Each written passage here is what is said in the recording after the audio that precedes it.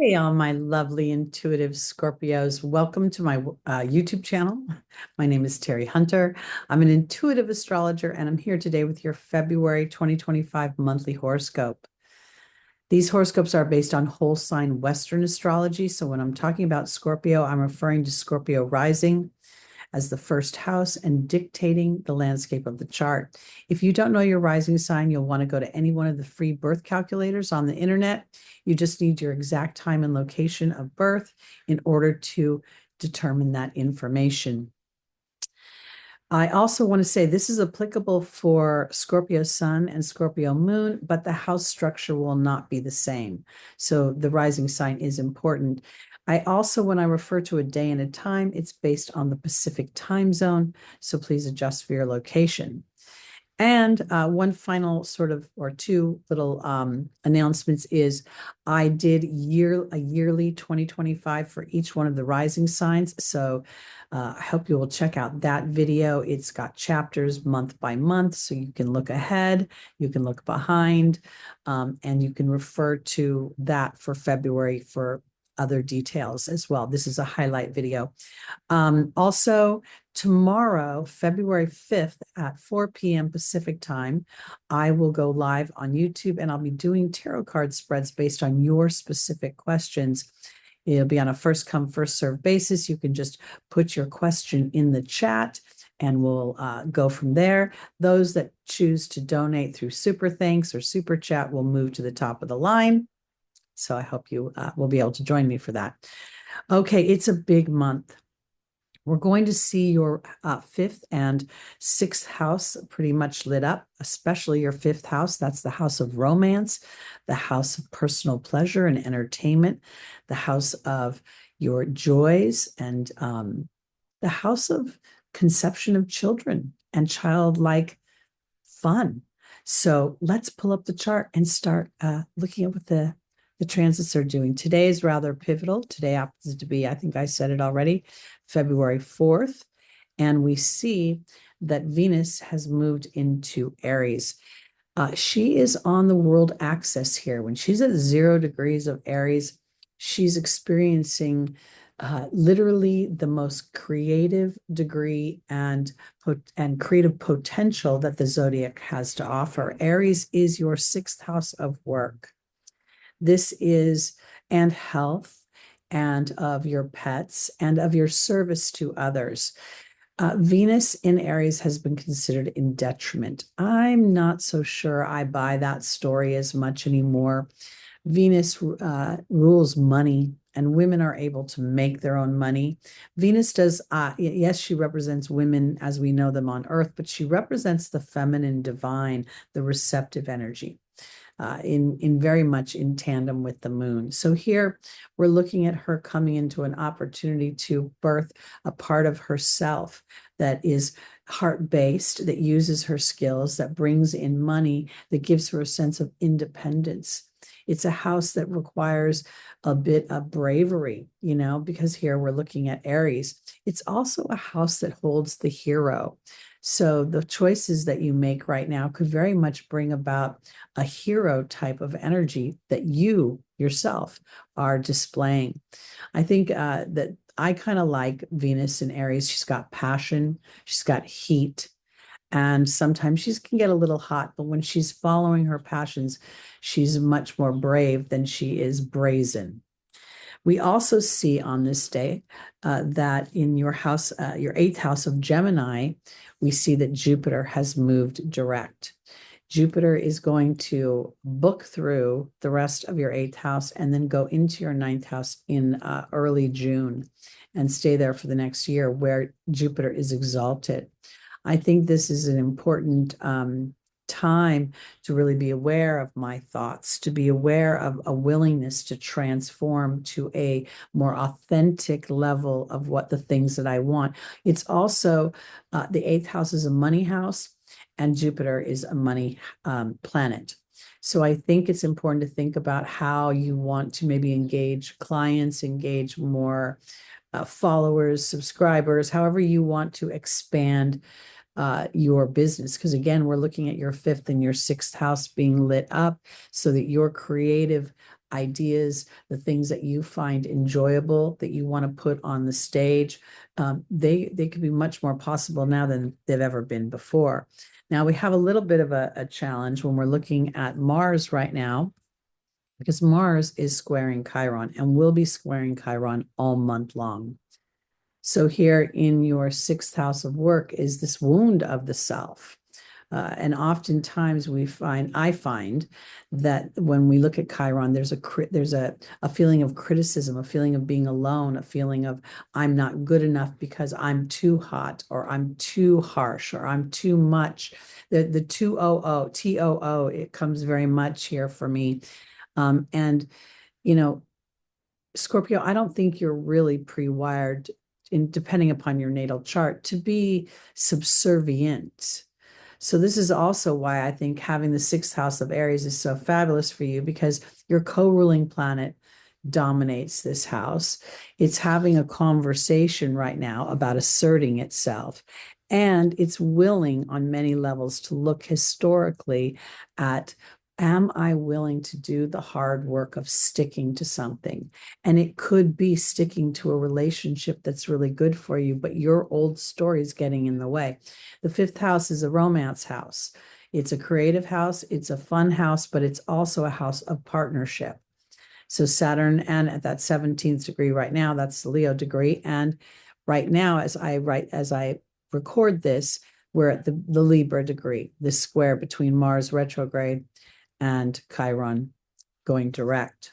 So that's going to be a theme throughout the month, that square.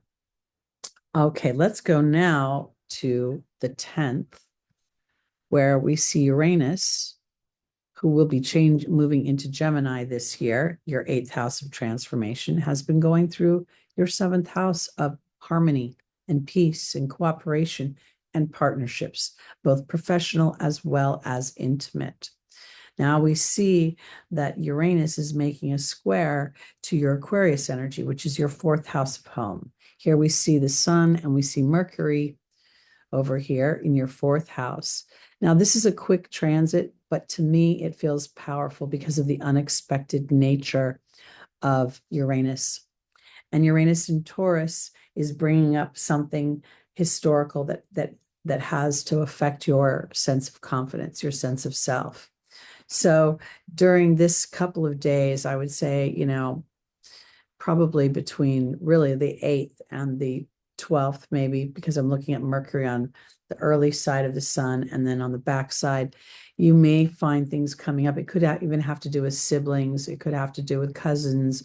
And you get to sort of decide if you're going to default back to, their version or an historic version of who you are, or if you're going to allow yourself to move into something that's more current and up to date and fresh in the version of how you define yourself in relationships to others.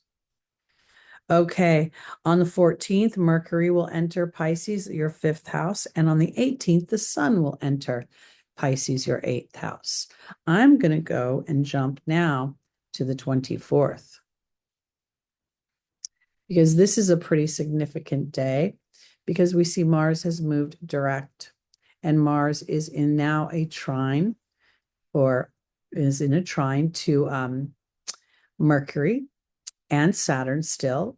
And this is really where I can reconcile something. I can actually take that history and transform it into wisdom, as I'm aware of my self-talk and I'm aware of the self-talk of others. The Venus is now at 10 degrees of Aries, and I think this is significant because she is stationing now here in your sixth house, and she's going to retrograde back into your fifth house in March. We're going to have eclipse season starting in March. Mercury is going to move a little bit deeper and then retrograde as well a few days after Venus in March. So we're going to see Venus, Mercury, Saturn, and Neptune all in your fifth house for quite some time. So really connecting with your sense of self-worth, connecting with how your self-talk supports your self-worth and honing your skills, allowing yourself to spend time alone and to connect with the divinity within yourself in order to feel that sense of guidance. That's the way I want to put it. We have a new moon on the 27th. I'm going to do a separate video. I might have missed it. I've been doing a lot of videos in a row, so excuse me. We're going to have a full moon on the 12th in Leo. Leo is your 10th house of career, something. The sun will be conjunct in your 4th house of Aquarius, so something will be illuminated. I will be doing separate videos for that, so be on the lookout for that. We'll go into more detail. And that Pisces new moon, I think, is really special for you because I think it's going to support all that other planetary activity, even the planets that are going into retrograde and stationing, to give you a fuller picture of where you want to go, but not from an earthly plane, but from more the heart, the emotion. I didn't say this in the beginning of the video, but a lot of the outer planets, we saw Pluto move into Aquarius. Aquarius is air. We're going to see Neptune move into Aries later this year, fire. We're going to see Uranus move into Gemini, air. It's going to get things are going to get accelerated with all this fire and air energy moving from dense water and earth energy. So this is pretty significant. Let's go to the 28th now. And we end the month with a huge stellium in your 5th house. We see there is Neptune. We can add in the North Node because it's a karmic point that you're stretching for. There's Mercury, the Sun, and the Moon the Moon and the Sun are both there. That's obviously temporary, and then Saturn. So I think that this could be, a time when people that you have interacted with in the past, even potential relationships, even potential collaborations, creative collaborations. If indeed you want to conceive a child, I don't know if I think this is such a bad time to do that. The conception of children having the stellium in your 5th house would be pretty special because Jupiter will be moving into Cancer in June, and that would allow for a baby to be born while Jupiter was transiting its exaltation. That would be very fortuitous, and the planets, depending upon, again, when the baby would be conceived, would be moving into their new energies, really birthing a new earth for that child, or that soul experiencing this earthly experience. And I just want to offer this for my Scorpios, because while this is based on Scorpio rising, I do believe that Scorpio is an extremely intuitive sign. And when they focus in on the connection to spirit, aligned with their psychological predisposition to notice people and things. Scorpio is the natural detective, also the natural criminal. So it is, while all the signs are polarizing, this one is emotionally polarizing because there's so much power that lies in it. And then there's so much potential challenge that lies in it because it's constantly asking us to rise to our greatest potential, hence the Phoenix. So that's it for my Scorpios for February 2025. Thank you so much for watching. I hope you'll be able to join me tomorrow live from 4 to 6 p.m., where I'll be answering your specific questions. And I hope you'll come back. Please like, please subscribe, please share, and all that other good stuff. And I'll see you in March, if not later in the month. Bye.